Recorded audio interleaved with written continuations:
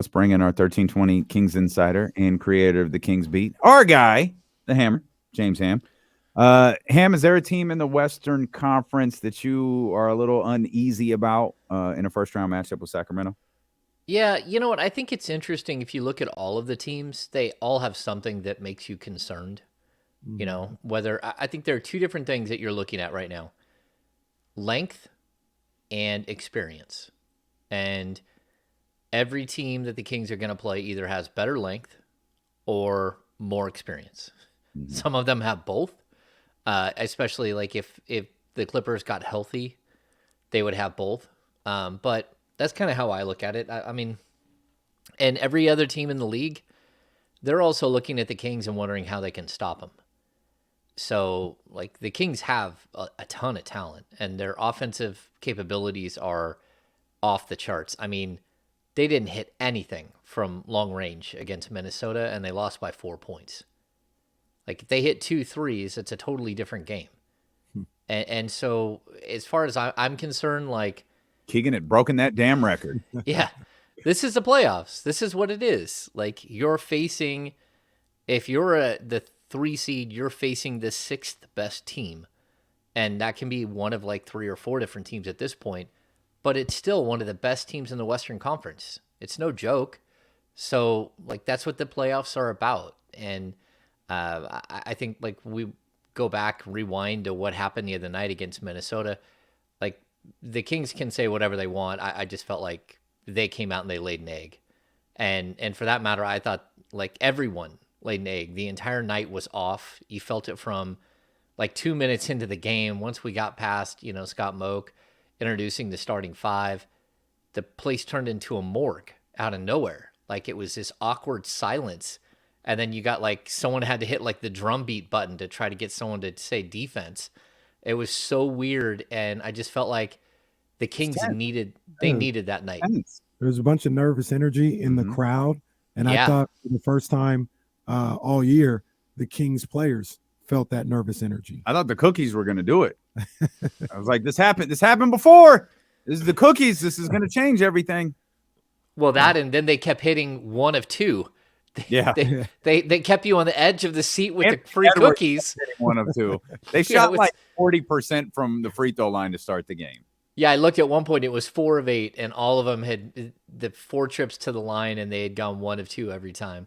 The Yeah, feeling, I just felt like it's one of those nights that you need to go through, and now everyone's experienced it. You don't need to experience that again. You can go out and beat that team. I don't fear that team like everyone else does. Especially you put Carl Anthony Towns on that roster, and that guy doesn't play any defense at all, and he messes with everything that they're trying to do. And while he's really talented, like, he's never been a winner. And so until he can prove that he is that guy, yeah, bring it on. Like, that's a team that again, would I rather face them or the Golden State Warriors? I don't know. Like, the Warriors, like, honestly, they've been bad all season long. They have been bad. They are not good. Now, can they beat you? Yeah, they can beat you. But this whole thing that, oh, they're waiting for the Kings. They can't wait to, like, all right, yeah, they're so excited to drive for their first round matchup, so they don't have to take a luxury plane to a 5-star hotel somewhere and go play a playoff series against someone else. Like, all of it is so overblown. James, Uh, you might know better than we do. Have the Warriors ever driven to Sacramento? Maybe they did at one point, like in the 90s, like I'm in the going to go out 80s on and a the limb and 90s. say they're not nowadays, driving to nowadays Sacramento. they fly, right? Both teams fly. Yeah, Oh, I'm that the Kings do not drive to San Francisco. Yeah, I'm pretty sure. I'm pretty sure. Like, I just find it so, like, incredible that the Warriors, who have been just trash all season long, and it's not like Wiggins is coming back. It's not like someone's walking through that. And even when they had him, they still had no depth. They're a team that we all looked at and said, "Oh, look at this. The Warriors are gonna they've got all this greatness, and then they got all these top picks, and they're going to convert that into a continuation of their dynasty, and it'll be Jordan Poole and Kaminga and Wiseman and Moody." And it's like, okay, none of that worked. None of that worked. Like the transfer of power, like it's not working out at all. And sure, they won the championship last year, but they won it because they had crazy depth. They had really good role players. Otto Porter helped them. Nemanja Bjelica helped them, and they traded for him back, but Gary Payton III, he helped them. Like all those guys helped them, and so I don't know how they're gonna do it this year. They're not built for a long playoff run, but okay, yeah, they're excited about driving for a playoff series. Okay, like I don't know. The funny thing about that, James, is number one, Damian, you brought it up earlier. Like, you mean to tell me the Warriors, who are dangerous at home, say, no, we don't want home court advantage. We'd much rather be the 6th seed. Like, stop. And then on top of that, you mean to tell me the Warriors, 4-time NBA champions, defending NBA champions, have a preference with who they play against? They don't care. They're world champs. They got Steph Curry. They've seen it all. They're not sitting up here saying, please, let's get the Kings and not play the Nuggets or the Suns or the Clippers. They don't care. They really don't care. And remember that the Kings and Warriors played 3 times in the first 9 games. And the Kings weren't the Kings then, and the Warriors weren't this team that they have become then either. So like that was 70 games ago, 65 games ago, whatever it is. It's a long time ago. And so for my money, like, look, the Kings are going to have this. It doesn't matter who they play. They are the team with no experience. We can talk about how Harrison Barnes played on a championship team. That guy hasn't been to the playoffs in 7 years. Matthew Dellavedova hasn't played meaningful minutes this season, but he hasn't played meaningful minutes in the NBA in 5 years. And so let's not talk about that playoff experience that those guys bring, because it's starting over. I mean, that was so long ago. That was a lifetime ago. I mean, they could have done something crazy like filed bankruptcy and then already had their bankruptcy cleared from the last time Harrison Barnes was in the playoffs. So like it's just one of those things where like yeah, the Kings can go out there. Somebody has to stop them, and because I don't think they're going to stop themselves. And you're going to get in some shootouts. Okay, it's going to be fun. But there's so much substance to the shootout that the Sacramento Kings bring that's what's different, is that there is substance to their offense. They are the best team in the league at the 2-point field goal. Like, they lead the league in it. They have the best offensive rating that we've ever seen in the NBA. They're a great 3-point shooting team. They're like number 7 in the league, but typically when that doesn't fall, they're able to burn you in like 17 different ways. And so, sure, like, bring on whoever. Like, it is what it is. I told you guys this before. Enjoy the ride. Don't worry about like whether they get bounced in the first round or not. If they get bounced in the first round, it's because, again, experience bit them. That's it. It's not because they're a bad team. Yeah. Are you? Go ahead. No, go ahead. Are you excited for tonight? Yeah, I mean, it's gonna happen. Like, regardless whether I'm excited or not. Like, the white flag has been run up over the Mata Center. I mean, you look at their injury report; it's a joke. This isn't an NBA team. Like, get out there, stretch your legs, play hard for 25 minutes. Have your starters play hard for 25 minutes. You should win by 30. Like, and that's what I expect. I expect this team to look at this opponent and say, let's just get this thing done and over with. Let's just rip through this team. Let's rip through them twice. Let's rip through the San Antonio Spurs, who have no interest in being here either. Let's not get hurt. Let's make sure our guys are healthy coming out of this little 3-game stretch. Out of this 3-game stretch, you should be at 48 wins, and you figure out what you want to do in the last 5 games of the season, or 4 games, whatever's left. Yeah, I mean, it's a situation almost like the Utah game last week, but I think that loss might have woken them up for something like this, right? Like, all right, we should have beat Utah there. We got started late, all this other stuff. We can't get started late today. We're going to come into this game tonight against this particular Blazers team ready to go from the start and ready to, you don't have to do anything extra. Just do what you're supposed to do, and it'll be a 20-point game before you know it. Yeah, I think so. I mean, you just never know. I mean, the NBA is Utah. Yeah, they didn't do what they were supposed to do. Yeah, They Well, scored, NBA scored 4 points. the point I'm trying to make is it's possible they don't do what they're supposed to do. Yeah, and if they don't do what they're supposed to do, they can lose like Utah. If you do your job, which is scoring more than 4 points over a 10 and a half minute span, then you should take care of business. Yeah, I expect them to take care of business, and if they don't somehow, one of these other teams is going to lose tonight, and they'll get in. It doesn't like at this point. It doesn't really matter. You got 7 We games. can't go 0 for 6. Yeah. We went 0 for 3 the other night. We can't go 0 for 6. I guess it would be 0 for 7 counting last night's Warriors game. Oh, for Yeah, it's pretty crazy, isn't it, that you've been sitting on one for way too long. Yeah, I mean, and it's becoming a punchline. Like it's getting dangerously close to being a punchline. It's conspiracy. Yeah. I mean, but don't stop playing. Like this is a moment where, put up a fight here, put up a fight in San Antonio.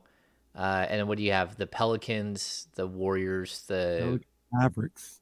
Mavericks. Okay, and the Mavericks are a mess. Yeah, I mean, again, me and Sean talked about this on the podcast yesterday, and I think that I think that there's a good chance they still win 50. Okay. Yeah. So I think they go 5-2, and that's just me. Maybe I'm way off base, but that last game of the season, I kind of look at it as a throwaway for everybody. You're already going to know who and where you are in the playoffs at that point, and it's going to come down to who's 6 through 12 or 6 through 15 are better that night. Well, we speculated, Hammer, if things are in place by that Friday game against the Warriors, and it is in fact the Warriors at 6. Again, I don't think it's going to be, but if it is the Warriors at 6, that game could look pretty funny. Yeah, there could be a lot. That injury report could look like the Portland Trailblazers tonight. Yeah, but see, I don't think Mike Brown wants to do that. I don't think he does either, but I think if he's facing his first round playoff opponent 2 days before the regular season ends, I wonder if we see, maybe he doesn't sit everybody. Maybe it's 15 minutes for De'Aaron or Domas or 20 minutes or something like that. But yeah. I think we see the blandest brand of basketball we've ever seen. Yeah, I think by the end of the third quarter, everyone is pretty much done. So, yeah. Hopefully that's fixed tonight. Hopefully. And the Warriors might still be fighting it out, trying to get to their playoff spot. Mm-hmm. Like, we have no idea what. But I also think that there's something about going into a playoff series against somebody. And what are the Kings against the Warriors this year? Are they 1-2 or 0-3? 1-2. 1-2. Okay, so that's something where I would be like, okay, would it be nice to go into a playoff series 2-2 and we don't have that as like another narrative? I mean, either way, it's going to be, the narrative is very specific. It's a team with all of the experience that has not looked good all season versus a team with no experience who's been outstanding from start to finish. And that's kind of what you're going to have to see how the Kings come out and play. I mean, can this be could the Kings be the one that end the dynasty? Because that's what we're talking, like first round matchup, that could be the end of their dynasty. But I also think that they could face the Clippers. I think the Clippers could figure out a way to get to that six spot. And then again, it's like, can you beat the Clippers in a 7-game series? Sure. Can anyone stop Kawhi? Probably not. But without Paul George, that team looks a lot different. Just like the Warriors, without Wiggins, without a bunch of their depth, they look different too. Let me ask you a question, James. Maybe you could help us out because you talk to a lot of these national guys and all this other stuff. Why is the narrative, the notion, the belief out there that a team that kind of came out of nowhere like the Kings, who don't have a lot of experience, who are very good offensively in the regular season, it's going to change in the playoffs and they can't move forward? Because I did a whole exercise to where that's actually not the case whatsoever. There are a number of teams in this specific situation where you were a bad team last year, you come out high-flying, high-scoring team this year, and on top of that, more than half of them, terrible at defense, terrible, like last or bottom third of the league in defense. And almost all of them at least won one round in the playoffs. But why is this whole thing where the Kings ain't got experience? They don't play no defense. They don't play successful playoff basketball. Actually, they do. Go Ramsey on them. Well, actually, judging by history, they actually do. Good enough to win a round or two. Yeah, I mean, I think it plays into somewhat of the ongoing narrative for the last 16 years that the Kings are just a punching bag and that they don't deserve to be there. I think that if you look at this season specifically, there were a lot of people who question not only the Sabonis move, but there were a lot of people who didn't like the Mike Brown move. Like sure, we liked the Mike Brown move, but there were a lot of other people who didn't around the league who thought, okay, well, whatever, it's just kind of another retread. Who hasn't been handed a job for a while, but every job he's ever had was he had superstars. There's narratives out there for everything. So there are a lot of people out there who still want to be proven right, even though they've been proven wrong all season. So I think that that's part of it. Like there really are like a national narrative that this team messed up every step of the way, and that they're really not this good. That's fine. Like last time I checked, you don't play against a national narrative. You go out and you play against like 8 other dudes from another team. And so the Kings need to prove that they belong. I don't know. Like, again, I've told you guys this a million times. I thought that they were more of a 6 through 10 team coming into the year. I thought they were a playoff team, but I also thought that they could have to go through the play-in to get there. But at the same time, like they've like over delivered every step of the way. And so you have to give them props for what they've become and how well they've handled adversity, how they haven't lost 3 in a row since November. We're talking about like 5 months without losing 3 games in a row. Like, and those things matter, especially in a playoff series. Like, it matters that they haven't lost 3 games in a row. So if people think that they're going to walk into a playoff series and get swept, man, this team has not lost like that all year. So what would make, except for the first 4 games of the season, what would make you think that that's going to be who they are? So we're going to have to wait and see how they react. I didn't like how they reacted on Monday. And I also, like, I made this point with Sean too. Like, I felt like the further away we got from the game, the more sort of like, I don't know, like realistic we got with some of the players. Like, I thought, like, rushing guys out after a loss like that, it's really hard. And they don't know what to say. And, you know, Fox came across a little flippant. And Barnes was, like, put out there to be the veteran who has to take it on the chin for everybody else. But, and then even Mike Brown, like, he didn't want to acknowledge, like, the giant elephant in the room that his team just did not play well at all. And then you get to the locker room, and we started to see some, you know, like Domas I thought was really good, and then Kevin Huerter I thought was spectacular. Like admitting that you felt bad that you let down the fans and that you should have been able to do it on the home court. That was something that, like, it did play on his mind. And I think it played on all of their mind. I think the whole game, they felt it. So what do you think about the game? We haven't had a chance to talk to you about like the actual game. What is just I'll ask you generically, like, what's your opinion on it, and we'll dive deeper into it.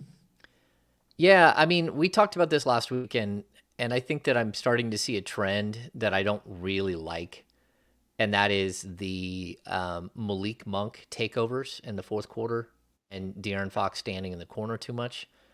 I didn't get it. I mean, the guy had 20 points at halftime, finishes with 29, and you're waiting the whole time for him to take over the game, and he never did, and he settled for a bunch of like bad 3-point shots. Like, I don't care who's in the middle. Like, go do your thing, because that's how this team has been great all year long. I thought I like Alex Len. I talk to Alex Len a lot in the locker room, not on the record, off the record. I go over and say hi to him almost every game. He's always in the locker room. He's the only one who's always in the locker room. I don't understand that dude had played 58 minutes through 72 games, and you put him out there in game 73 and as a rotational player, like, and against Nas Reed. Like, if it was against Gobert, that's one thing. Yeah. But I was confused, and like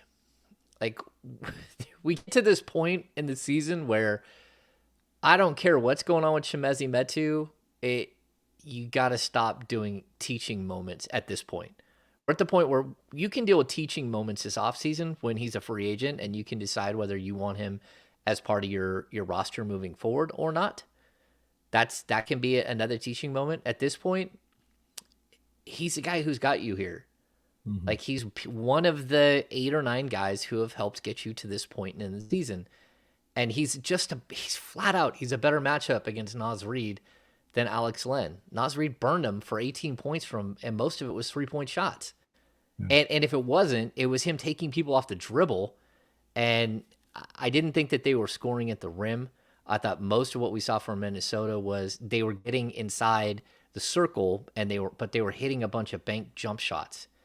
And I just didn't I was confused. And that was predetermined coming into that game that they were going to run with that lineup. So maybe they thought that Cat was going to play and they had already set up a game plan and then didn't adjust. But I was confused by it. So those are some of the things that I looked at when I was watching the game. I would have liked to have seen more of Kessler. He barely played at all. Overall, I just thought it was a very strange game for the Kings. And then we heard the whole, they top blocked him on the on the 3 ball, and like teams have tried that this season. That should not have been a major issue for this team. And where's the counter? If that's what they're going to do, where's the counter? And so I don't know. The game itself, it was just disappointing. Like, it was disappointing from what we saw. It was disappointing from everything about the entire night. There was too much buildup, and I think the team felt it and fell flat. Yeah, that's what Kenny's been saying. So it was. I thought they. It's the first time I really seen them feel the pressure like that. I think it'll probably be the last time too, because there's a difference between wanting to close something out. Like, maybe you see something if they're in the playoffs and they have an opportunity to close out at home, as opposed to going on the road. I don't think games 1, 2, all that. I don't think you'll feel pressure, because we finally accomplished it. We do, it's not their end game, but we got over that hill. It's like it's no issue. We playing basketball now. But on Monday, they had an opportunity to achieve one of their goals and close things out in front of the home crowd like you wanted to do it. And like you mentioned, there was a lot of nervous energy in that building. There was nervous energy in the media section, right? Everybody was on pins and needles trying to make sure this thing happened. And I thought the team and the players kind of felt that a little bit. And they didn't play well. They've answered the call all year long. I expect them to play well pretty much for the rest of the season. And when they get to game 1, whoever it's against, I think they'll play well then too. Yeah, I mean, they stopped passing the ball. I mean, they hit 5 3-pointers, which was a huge issue, but they only had like 16 assists. Like, this team, in their sleep, gets 25 assists every night. The ball just didn't move. Like, the whole thing looked weird and clunky. And we can sit there and talk about the length of the Timberwolves. And, Jaden McDaniel did such a great job defending De'Aaron Fox. Like, well, I didn't see that in the first half. He torched the dude for 20 points in the first half. Like, you went away from him. And also, he didn't demand it. Like, step to the moment and demand it in that. The last thing I wanted to see in the fourth quarter was Fox standing in the corner and Malik Monk and Domantas Sabonis running a 2-man game. Like, it just didn't make any sense. What in the world is happening? I hated watching him walk the ball up to half court and then throw a skip pass across to the other side. And it's just like, every time you're like, what are we doing here? This is not who you are as a team, and this is not how you got here at all. So, I just thought it was a really strange night. Real quick, the other thing about that, the assist numbers are low because they couldn't make no shots, right? We had the stat the other day, 21 of the 27 threes were either open or wide open. They hit 5 more. That's 5 more assists. Well, now they got 21 assists, and they didn't hit 10 threes, and they probably won the game. It looks different. Some of those wide open threes were late. Yeah, those Keegan Murray shots, Kevin Huerter shots, like those were potentially game-changing threes that they missed. Yep. Yeah, even not to let Kevin Huerter off the hook, like, a bunch of his fouls were they were not right in the moment fouls. Bad little reach-in fouls. Like, what are we doing? touch fouls. And it was just really strange. And someone said on here, that Alex Lynn wasn't the reason you lost the game. I never said that. I don't believe that Alex Lynn is the reason you lost the game. Like, before I would blame Alex Lynn, I would blame, who put Alex Lynn in the game. Like, it's just a bad matchup. Like, again, you got torched by Naz Reid. And if I'm the Kings on July 1st, like, I'm sending a private jet to wherever Naz Reid is, and I'm trying to get him on the roster. Like, that guy fits. He can shoot the three. He's physical. He can block shots. He's strong. He's no nonsense. Yeah, get me that guy. That guy's Naz Reid, first day private jet material, huh? Well, I like Naz Reid too. I'm just asking. Like, you're the Sacramento Kings, man. You don't send a private jet to go get turned away by LeBron James or something.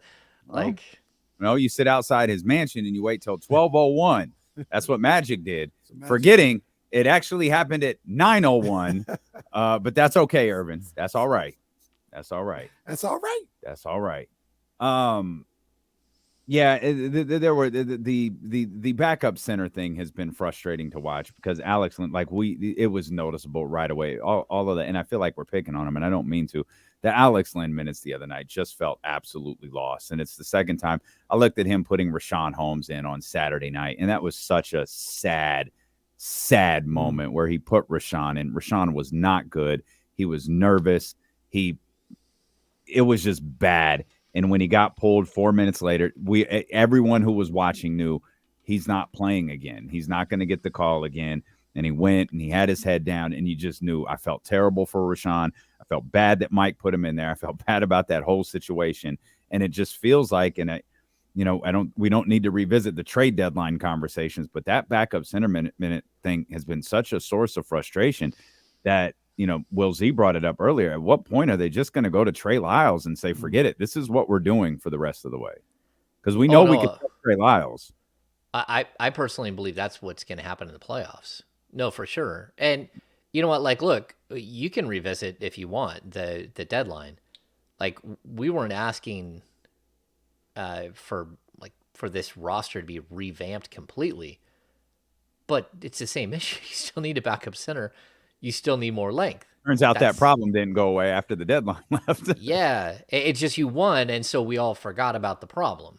Yeah. So now we get to the playoffs, and it was like, oh man, sure do wish we had more length. Like, okay.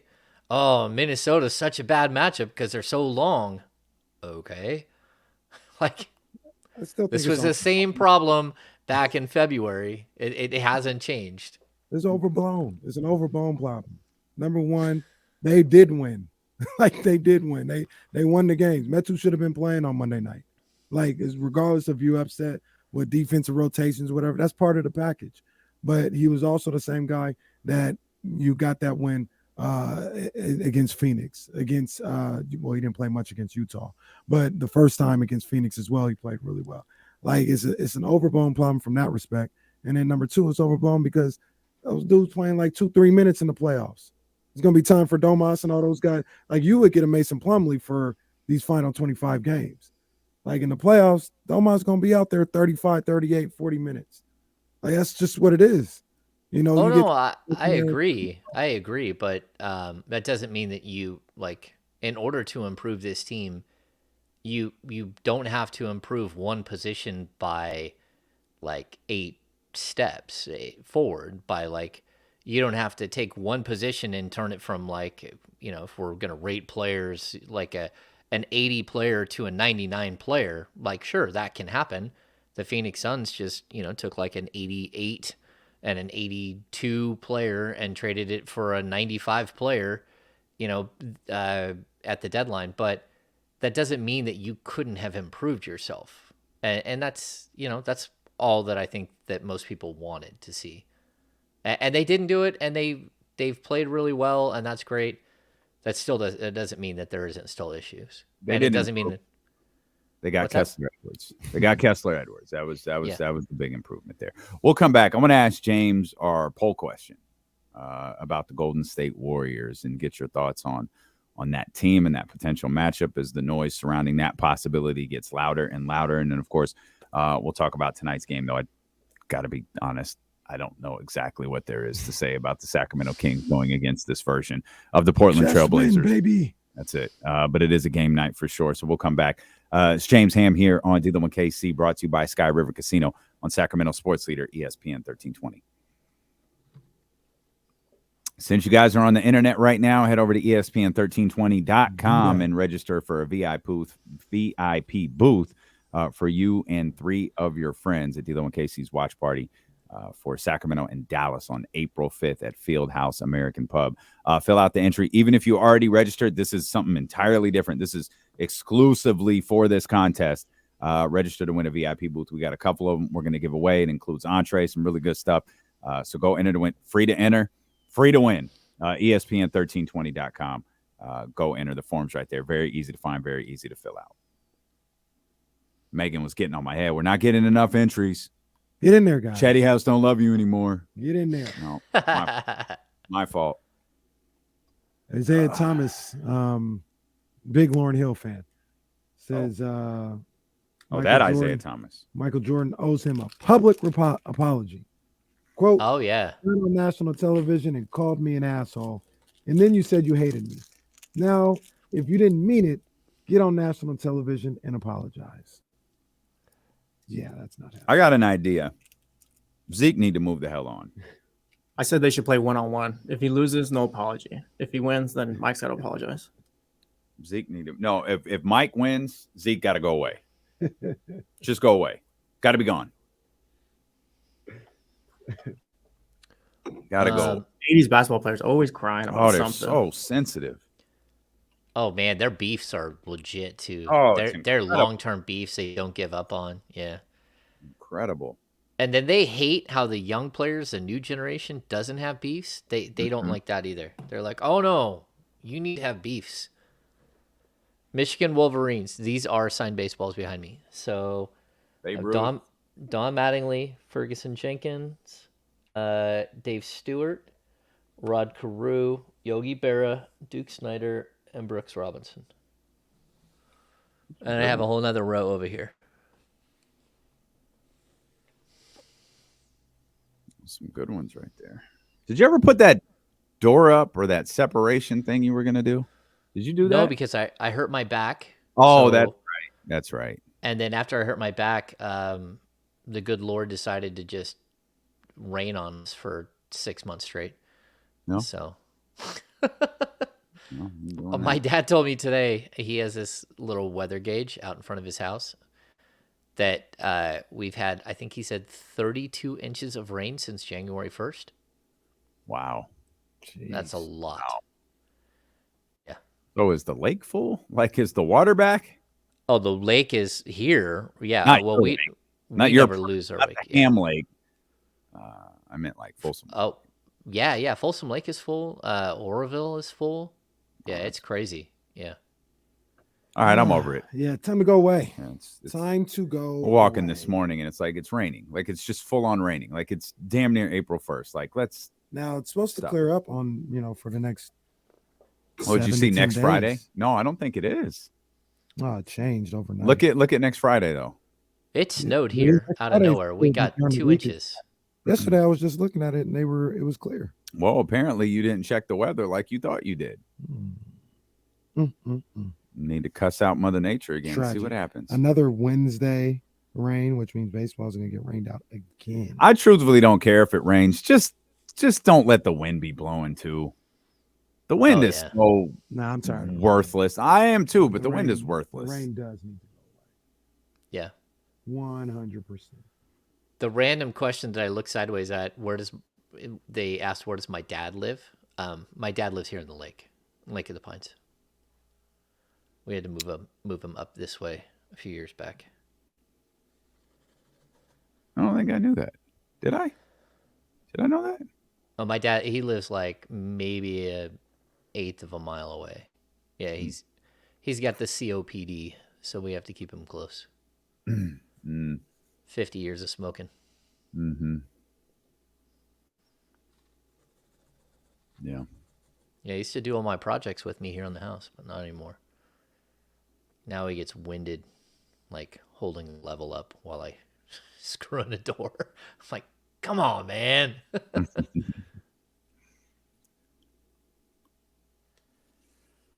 Oh man. Check the poll question here. I'll close it after I read the results. Let's see. Shout out to everybody watching. Appreciate you guys. Hit the thumbs up, subscribe buttons, Twitch, YouTube, all that good stuff. Yeah, it stayed the same. Stayed the same.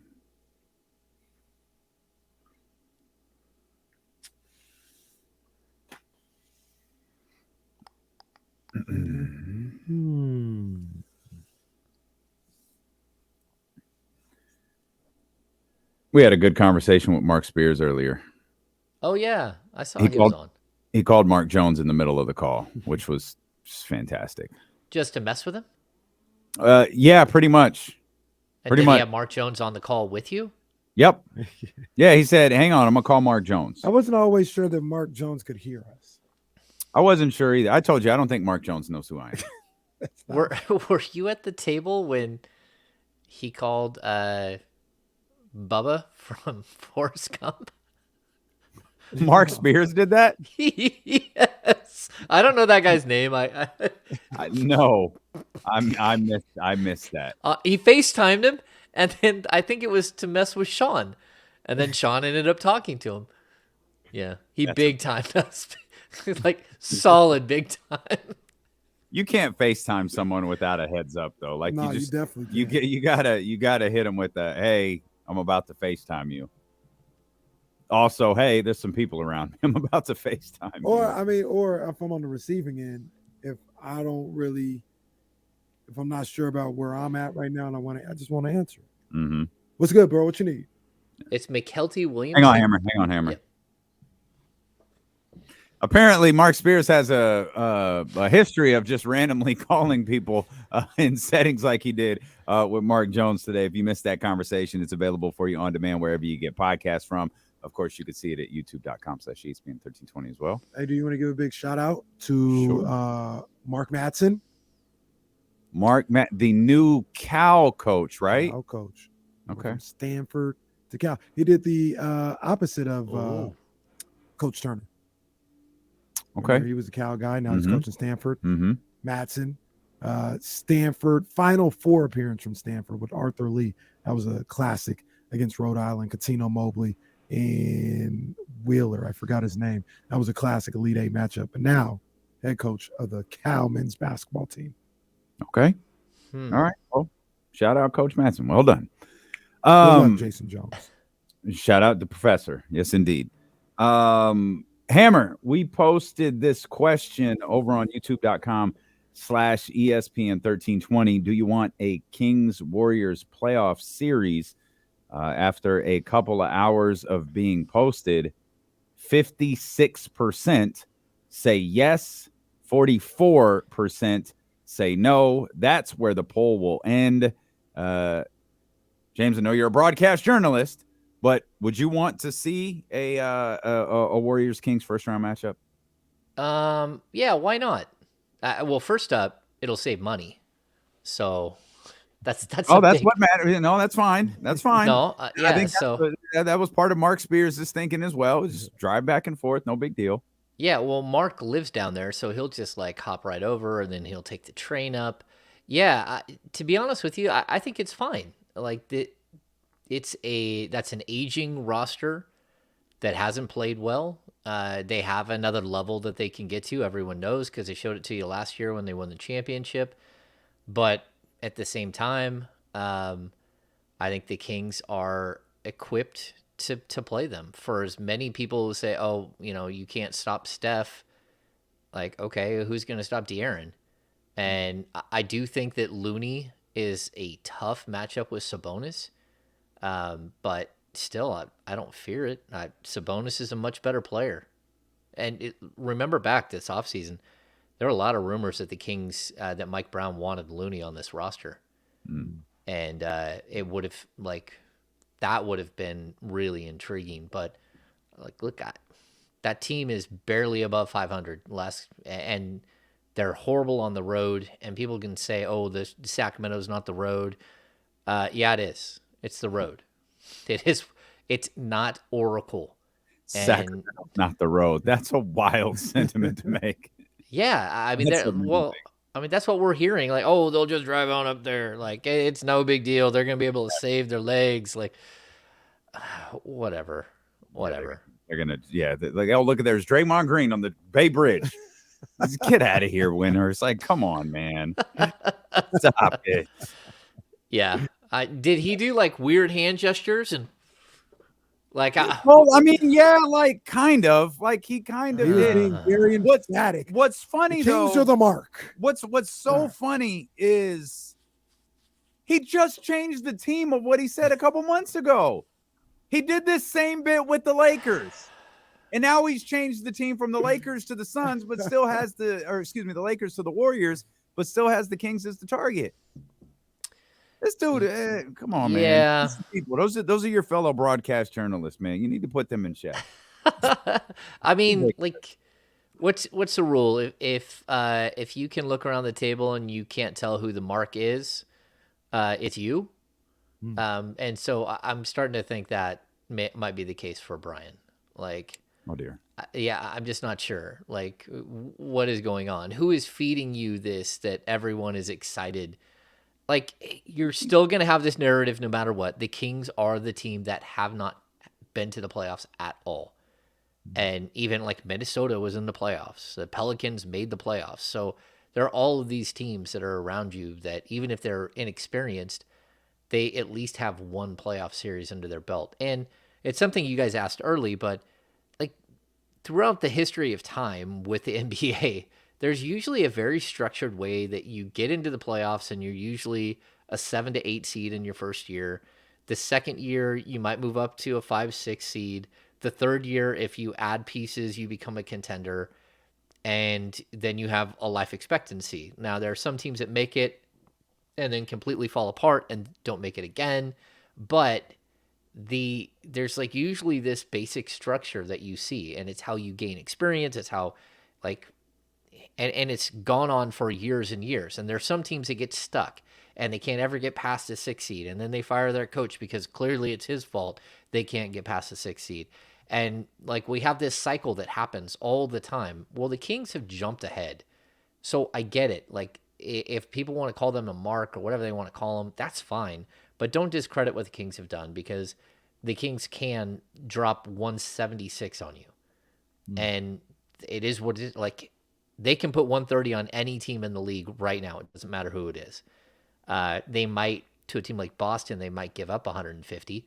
They might, against the Bucks, they might give up like 145. But they can score with anybody, and they can outscore almost everybody.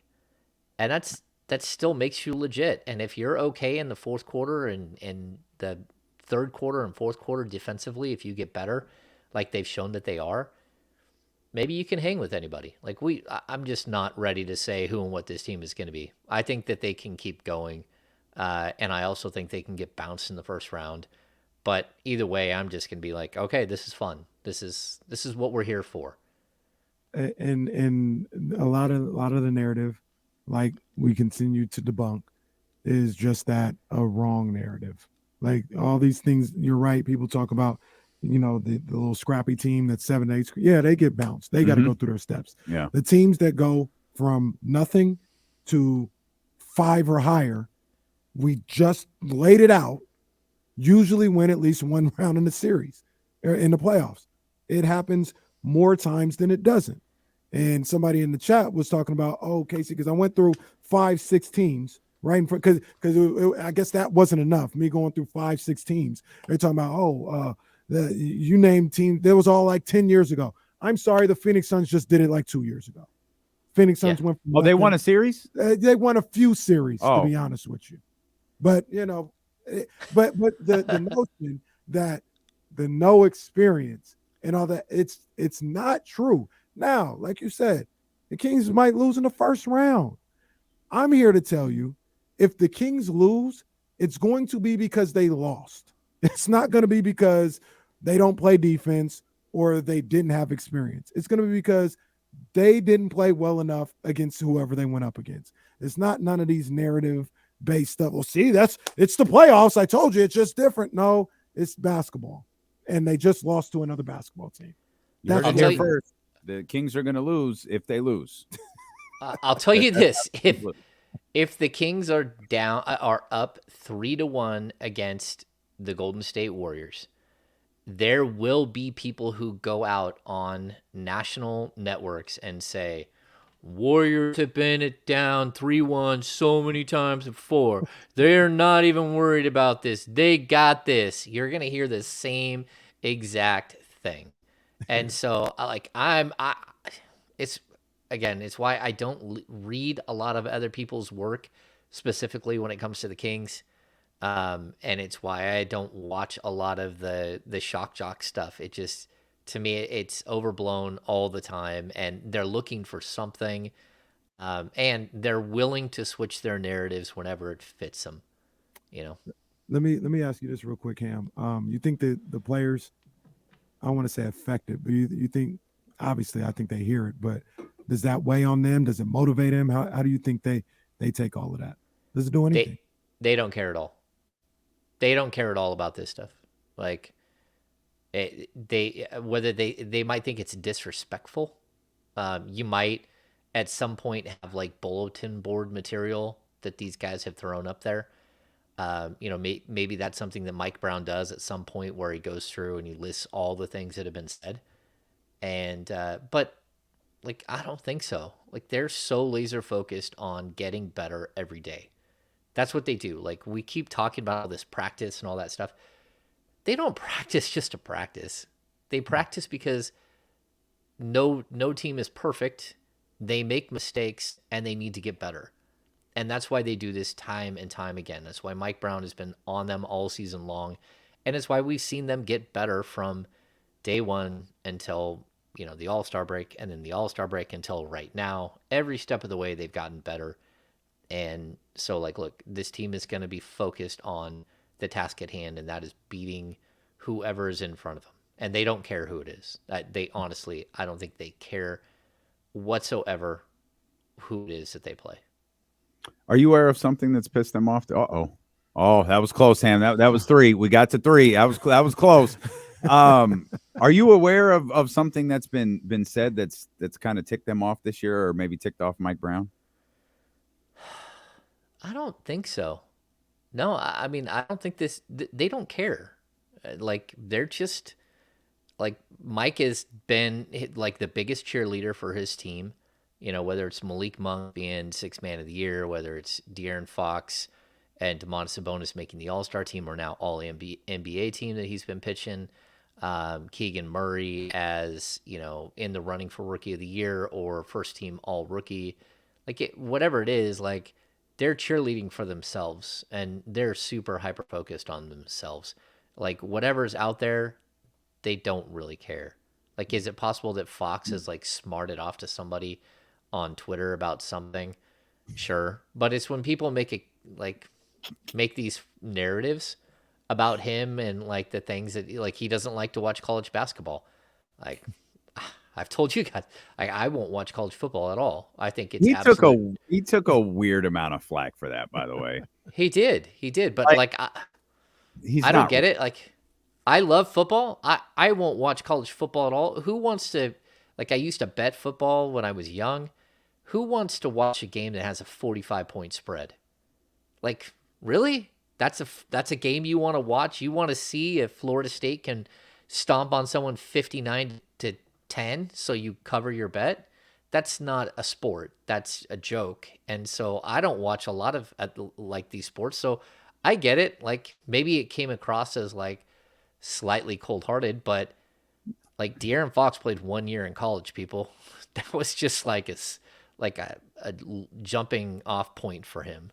He was, he played more games in high school than he did in college.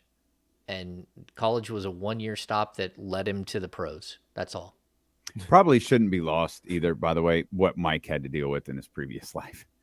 Like, he coached Kobe Bryant for a season. He coached LeBron James for years upon. what they say about him in Sacramento is a fraction of what he had to deal with when LeBron was hitting peak powers and Cleveland wasn't winning championships. Yeah. Nah, for sure. And the other thing about that with De'Aaron is all he says is, I don't like watching it. Mm-hmm. He didn't say you're stupid if you watch it. No, No. he just said he "I didn't don't like really it and watching explained it. I thought, Yeah. it's a perfectly solid He take. was mad about that. And he's not wrong. No, he's not. Skill level is He's not not. the same as the NBA. It's Like, not what are we close. talking about? Oh, I'm so excited that I mean, he burned everybody to the ground as he did it. Players can't shoot, coaches can't coach. He made sure to burn everything on his way the out. officials are horrible. Oh yeah. Yeah. He was like Oprah, like handing out cars. He was just dissing everybody. You get dissed and you get dissed. Like, all right. I enjoy college basketball, college sports in general, but I don't. You know ever what it think is. It's the pros. Yeah. It's not. I'm really excited that I have not had to write one mock draft to this point. I have spent the last like 12 years writing one mock draft after another, and I haven't even jumped in and like started to study these guys like I normally would. And it's because you don't have to. Like, this team their draft pick is going to be in the 20s. I caught wind of one today, actually, and it has nothing to do with Sacramento, but it got my attention because you may have already heard something like this on D-Lo and KC. What is it? It's Sam Vecini, the Athletic. Is it? He had some things to say about Alabama and Brandon Miller and Scoot Henderson. And he stopped short of a not so fast, my friend. But you can see something. With Brandon Miller being ahead of Scoop. Mm-hmm. You can see something starting to develop in that conversation where there was, there was a distraction away from his game over the last few months, and we've talked about that at length. Yeah. But if you could put that out of your head and go watch his game, boy is bad. Brandon looked like Paul George. That boy is bad, and it'll be interesting to see what happens over the course of the next couple of months if he does overtake Scoop for that number 2 spot, because it's been Victor Scoop for like a year now. Mm-hmm. Well, that might be changing. Yeah, that's going to be really, really difficult to do, because that right there is just a first contract. It's like a $60 million contract over the first 4 years. That's a big, big risk to take. Maybe $52 million, whatever. But so you're basically, what's a risk? Why is it a risk? It's a risk because if you talk to anyone around that Ignite team, they will tell you that Scoot not only is one of the hardest workers you're ever going to run into, one of the best dudes you're ever going to run into. It is spotless. Like, he is a really, really good kid from everything that I've heard, and he's incredible at basketball. Brandon Miller is very, very good at basketball, and of course they play a different position, so it's hard to kind of compare them and who they're going to be at the next level. But the off the court stuff, man, that's tough. And it's a gigantic red flag. And you have to, if you're going to make a decision in the top 3, we already know Victor's going number 1. But if you're trying to these are both potential franchise players. And one of them is looked at so glowingly, and the other one has this situation that clearly mistakes were made. You're going to have a tough time making that selection. Maybe it will happen, but I don't know. I think that's risky. I will reserve judgment on Brandon Miller after some of the things the more I heard about that. Yeah. If we're talking about the top, if we're looking at the difference between taking these 2 guys at number 5 or number 6, and you're starting to weigh these things, that's different. But James, he's not going past 3. No. I don't think Brandon Miller's going past 3. No, I don't think so either. Yeah, the GM said after, in the height of all of it, doesn't affect a thing. Yeah, we did. Right. Right. Yeah, that's one GM that wouldn't go on the record. That was Yeah. an There was Adam. like 5 of them. That was an Adam Schefter. It's open season for Deshaun Watson level type remark from that anonymous general manager. Yeah. There's a lot to that story. Kenny and I spent a lot of time on it, studying it and learning about it just before the tournament started. But the point being, he's a hell of a ball player, and this is the first time we've seen. And again, he didn't say, "Oh, he's clearly the number 2," but he didn't say anything like that. Mhm. It's just you're starting to see a shift in the way Brandon Miller is talked about in relation to Scoot Henderson. It'll be interesting to see how that plays out on draft night. I'm sure people will have fun with it in their mock drafts, and the hot take will be putting Brandon at number 2, or the first guy who puts Brandon at number 2 and puts Scoots at number 3. It's all about clicks, James, as so many are well aware of. Is James Ham had Jaden Ivey. All of a sudden, draft day, it drops. And who does he have at number 4 for Sacramento? Keegan Murray.